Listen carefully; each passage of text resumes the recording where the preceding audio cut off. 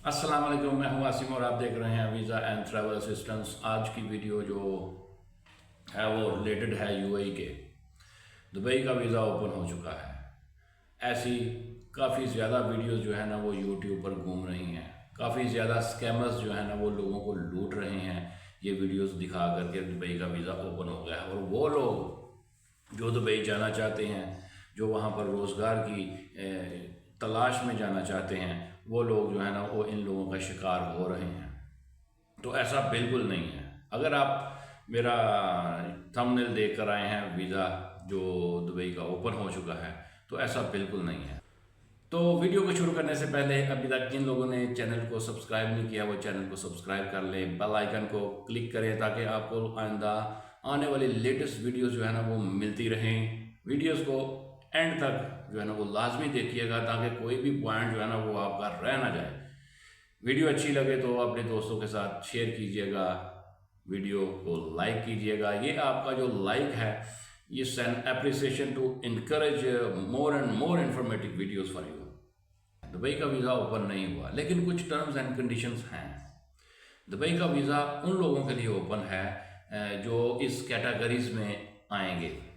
जैसे अगर आप फैमिली के साथ अप्लाई करते हैं वीज़ा तो आपको वीज़ा जो है ना वो ग्रांट होगा, लेकिन वो भी उन सिटीज़ को जिन सिटीज़ को बैन नहीं किया गया पाकिस्तान में।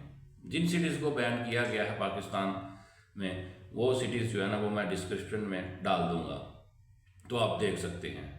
या आप दुबई की ऑफिशियली वेबसाइट पर जाकर वो देख सकते हैं कि किन सिटीज़ को पाकिस्तान में बैन किया गया है। और दूसरी बात यह है कि अगर आपको फैमिली का वीज़ा अप्लाई करते हैं, आपको वीज़ा ग्रांट हो जाता है, तो आप अगर इंडिविजुअली कहते हैं कि मैं इंडिविजुअली ट्रैवल कर लूँ तो ऐसा भी हरगिज़ नहीं है। आपको अकेले ट्रैवल नहीं किया जाएगा, आपको पाकिस्तानी एयरपोर्ट पर जो है ना वो रोक दिया जाएगा। अगर आपको पाकिस्तानी एयरपोर्ट पर नहीं रोका गया तो आपको यूएई एयरपोर्ट में, ठीक है, जब आप अराइवल के लिए उतरेंगे तो आपको जो है ना वो हो सकता है डिपोर्ट कर दिया जाए। आपने वीज़ा फैमिली के साथ अप्लाई किया है तो आपने ट्रैवल भी फैमिली के साथ ही करना है। ये बात हो गई। दूसरी बात यह है कि 5 ईयर का जो टूरिस्ट वीज़ा है मल्टीपल एंट्री वो ओपन है। हाँ, वो आप जो है ना वो अप्लाई कर सकते हैं और वो आपको वीज़ा जो है ना वो ग्रांट होगा, लेकिन उसके लिए भी टर्म्स एंड कंडीशन जो है ना वो रखी गई हैं। वो जो 5 ईयर का मल्टीपल एंट्री वीज़ा है वो आप कैसे लेंगे, उसके लिए दुबई की ऑफिशियली वेबसाइट जो है जो मैं अपने डिस्क्रिप्शन में डाल दूंगा, आप वहाँ पे जाके इसको स्टडी कर सकते हैं। इसकी कुछ जो रिक्वायरमेंट्स हैं वो मैं आपको बताता चलूँ। सबसे पहले तो आपका जो पासपोर्ट है वो 6 मंथ वैलिड होना चाहिए, बैंक स्टेटमेंट होनी चाहिए विद 4000 USD, यानी कि ये बनता है 11,21,22,000, लेकिन आपने 15 से 16 लाख जो है ना वो अपने इसकी बैंक स्टेटमेंट जो है ना वो आपकी होनी चाहिए 6 मंथ की। इसका मतलब ये नहीं है कि 6 मंथ की आपने, यानी पीछे 6 महीने आपके अकाउंट में बैलेंस नहीं था तो आपने एकदम जो है ना वो 15-16 लाख डाल दिया। मेंटेन बैलेंस होना चाहिए, ठीक है। दूसरी बात, ये जो 5 ईयर मल्टीपल एंट्री वीज़ा है 90 डेज के लिए वैलिड होता है। विद ईच एंट्री आप वहाँ पर 90 डेज रुक सकते हैं। दूसरी बात जो है ना इसकी, अगर आपने वहाँ पे 30 डेज रुकना है या 60 डेज रुकना है या 90 डेज रुकना है तो इसके हिसाब से आपको ट्रैवल इंश्योरेंस बनानी पड़ेगी। तीसरी बात, आपके पास होटल बुकिंग जो है ना वो होनी चाहिए। जितने दिन आपने वहाँ पे रुकना है उतने दिन की होटल बुकिंग होनी चाहिए आपके पास। चौथी बात आ जाती है रिटर्न टिकट। जितने दिन आपने रुकना है उसके हिसाब से आपको रिटर्न टिकट जो है ना वो बनानी पड़ेगी। और इसके बाद जो वीज़ा गारंटी है वो मेरे ख्याल में 2000 दिरहम जो है वो आपको डिपॉजिट करनी पड़ती है, जो कि रिफंडेबल होती है। ये सारी जो टर्म्स एंड कंडीशंस है ना, ये आप जो इसकी ऑफिशियली वेबसाइट है यूएई की, जहाँ पर आप 5 ईयर का मल्टीपल एंट्री वीज़ा अप्लाई कर सकते हैं, वहाँ पर आपको ये तमाम इंफॉर्मेशन जो है ना वो मिल सकेगी।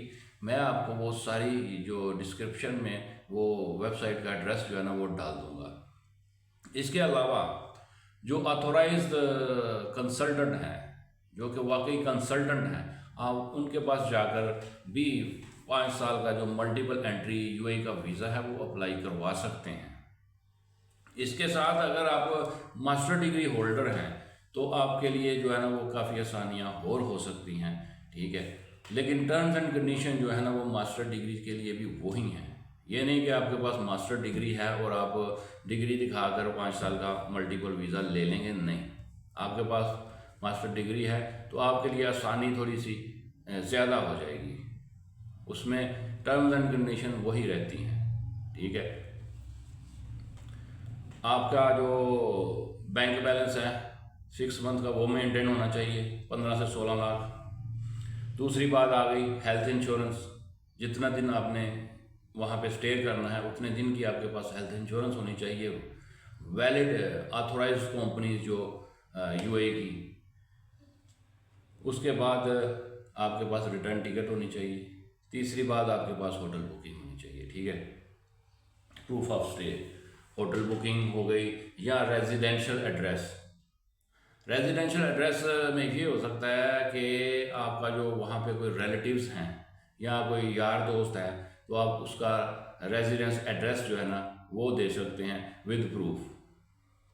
तो ये इन्फॉर्मेशन थी, इस तरीके से आप जो है ना वो यूएई का टूरिस्ट वीज़ा हासिल कर सकते हैं।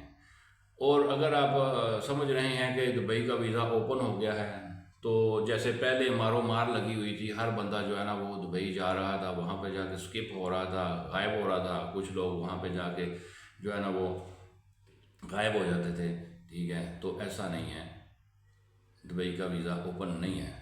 दुबई ने जो टर्म्स एंड कंडीशन रखी हैं आप उसी हिसाब से वीज़ा जो है ना वो ले सकते हैं। ये इन्फॉर्मेशन आप तक पहुँचाना ज़रूरी था, क्योंकि काफ़ी ज़्यादा स्कैम्स जो है ना वो दुबई को लेके चल रहे हैं। तो मेरे काफ़ी जो फ्रेंड्स हैं, जो व्यूअर्स हैं, उन्होंने ये रिक्वेस्ट की थी कि आप ये वीडियोस जो है ना वो बनाकर प्लीज़ अपलोड कीजिए कि दुबई का वीज़ा जो है ना वो कैसे हम हासिल कर सकते हैं। तो ये तरीकाकार है, ठीक है।